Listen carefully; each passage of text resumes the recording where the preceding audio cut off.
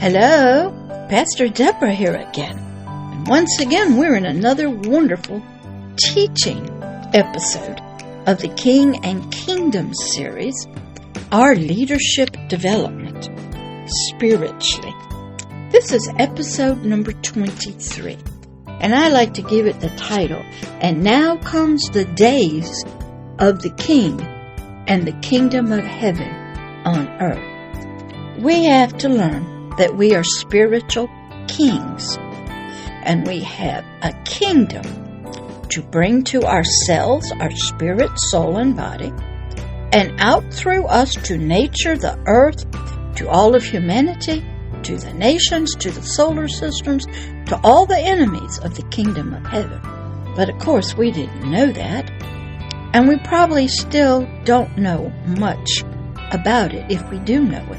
I learned a lot of this from Dr. Myles Munroe of the Bahamas Faith Ministries. He was an excellent teacher, and he was teaching on how we, humanity, are ignorant spiritual kings of a kingdom, a land, a nation, a government that we know nothing about. He was of African descent, living in the Bahamas, but he was under the colony of England. So he learned British law, British culture, British language, nothing of the African. And from that, I learned that I was an ignorant spiritual king. And I needed lots and lots of teaching and education. And Dr. Myles Munroe provided that for me. I watched his videos on YouTube over and over. I took notes. I read all of his books. And out came this wonderful series of the King and Kingdom and how we were ignorant leaders. So here in this episode, number 23, we're picking up where we left off. We were talking about how God, this great I Am, you may call him Allah or something else, prophetically speaks to humanity. Now, he has a capability of talking through nature because he has given nature a voice. He can talk in dreams. He can come himself or send angels to talk with us. But a lot of times when he wanted to talk to us, he would talk through somebody. He'd give them some information, but it was always weird. It was like, we call it prophetic language. You didn't understand it. It was sort of like hidden in codes or fairy tales or all kinds of things, but it always meant spiritual things that we did not understand. So he had to talk to us in the natural realm to help us understand spiritually. So here in Isaiah, who was one of the early prophets of this God of creation, this great I Am, of Christianity, of the Bible, and of many different religions, he talked through this prophet named Isaiah. And he was telling Isaiah many things about what was to come for humanity spiritually. But he talked to him in a language in the natural that we would understand. And we're going to pick up in Isaiah 60, where we had left off, and we're going to just go through a few more scriptures so you can get just a basic understanding of this God talking to you in a prophetic language. But remember, it's all related to the spiritual, but it's talked to us from the natural. So just listen, and you'll get an understanding. If you ask, what does he really mean? Because you can get a natural explanation and think it means things in the natural world physically, but it's really a spiritual explanation. When you are ignorant of spiritual things, God has to use nature, humanity, what we can see with our five senses, to understand the unseen realm. So let's listen. We'll pick up in Isaiah 60, verse 11, and see how far we can get in this new spiritual teaching video. This is God speaking to Isaiah now. So sometimes if you have a strange thought sometimes, or a dream, or you're reading books, or watching movies or listening to music. Sometimes it can be God will speak to you. Do you know that one time I looked at a beautiful rose and it started talking to me? Have you ever talked to nature? Or had a squirrel or a cat or talk to you? Now sometimes it's not God, because there is another spiritual kingdom called the kingdom of darkness, and they have all kinds of creatures that can talk through nature as well, because they've implanted themselves in nature, in the water, in the elements, in the sky, and even in people. So you have to be very careful. Sometimes if you look at somebody, you can see it in their eyes, or you get this weird, creepy feeling when you see some of their pictures or paintings or stories, or even you get near them, you have a weird feeling. That's from that other spiritual kingdom coming through, trying to reach you spiritually. So here in Isaiah 60, verse number 11, let's see how far we can get in this teaching video for you. All right, this is Isaiah talking to the nation of Israel. Remember, the word Israel means prince. So he's really talking to all of humanity who are to be spiritual princesses of the kingdom of heaven. These were the words that God was speaking to Isaiah, trying to help humanity be encouraged, have a word of encouragement, and to know what's coming. But, most of the time we have no clue. We are ignorant. We don't know much. We just see things happening. And we get caught up in the emotions and caught up in everything. So let's continue. Isaiah 60. Therefore, your gates of your city, your spirit, shall be open continually unto me.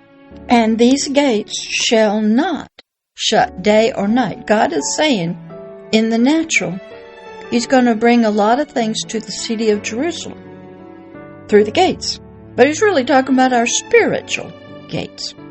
And that men may bring unto you the forces of the Gentiles. What would that be? That's prophetic language.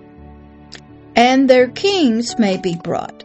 What were the forces of the Gentiles? Strength, maybe. Wealth, maybe. Rulers of nations, maybe. Power, authority, leadership. Good questions to be asking and studying. And their kings may be brought. Well, who are they? Are they the leaders, the politicians? Probably. Verse number 12. For the nation, that means the people, and the kingdom, that means the kingdom of darkness, believe it or not, that will not serve you, shall perish. Now, is he talking about humanity? No. He's talking about the nation of demonic spirits under Satan and their kingdom of darkness, because they'll never serve you. Even if you think they are your friend, they'll never serve you. They have their own purposes. They are only using us to fulfill their 5-eyed wills of Satan and to have their kingdom of darkness on earth. So they're going to perish. Now God is also trying to put a warning in us that go after humanity, pray for them. We don't want to lose them to this ignorance and darkness.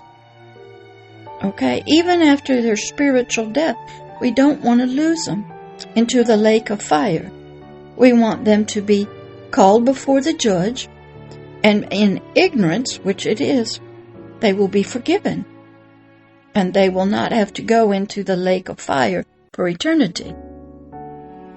Verse number 13. The glory of Lebanon shall come unto you. What is that?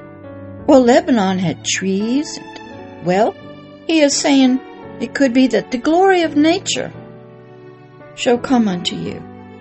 The fir tree, the pine tree, and the box tree together. So he's saying in nature, when this happens, when your gates are open and you're getting continual spiritual education and knowledge, and you rise up to be the king, nature will come to you. The trees will come to you. Do you know I have a feeding cat, a lot of feral cats, and I feed them out in the woods. And when I see a tree surrounded by other trees, I know it's a mama tree and her babies. And I pray over them, and I touch them, and I thank them, and I bless them. I'm working with nature. And why would nature come to you? It's to beautify the place of my sanctuary.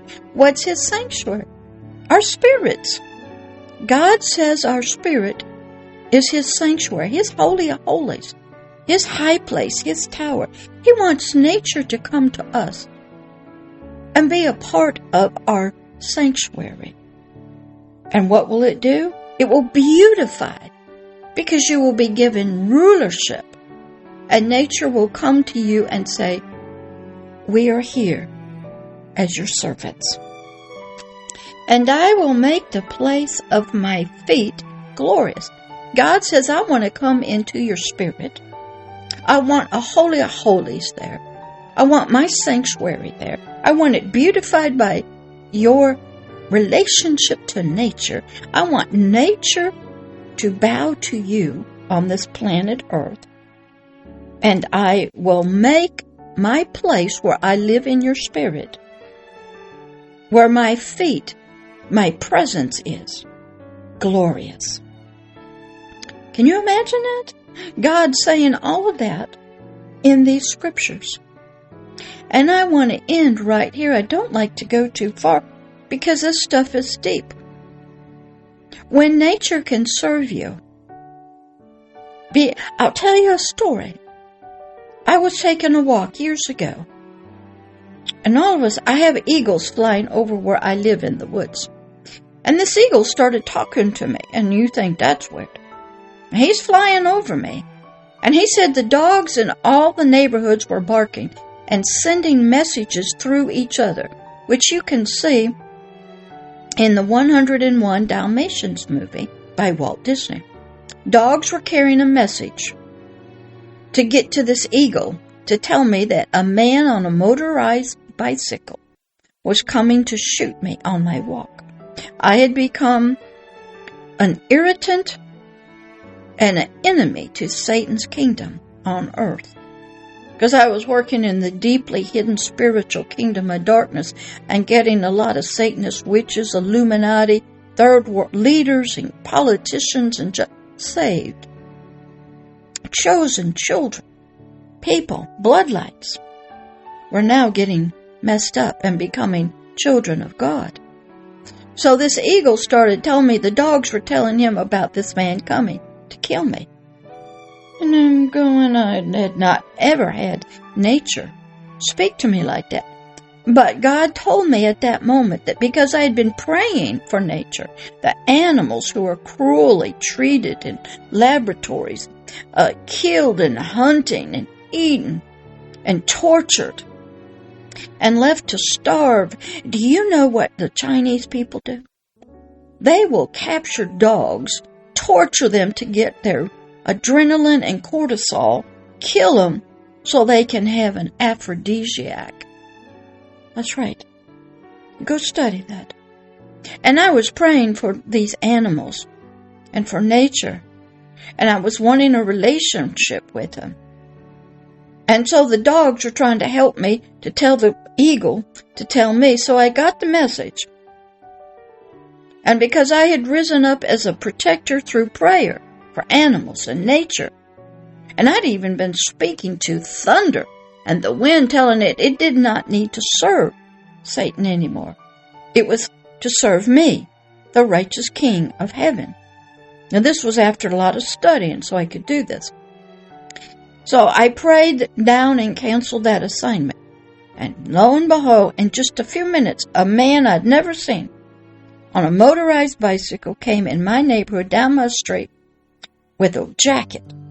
And he rode past me, and then he turned around, and the plan was on his way out, he was going to shoot me with a gun, a pistol with a silencer on it. And I'd fall over dead in the street, and he'd be gone. And nobody would know what happened. I'd be dead.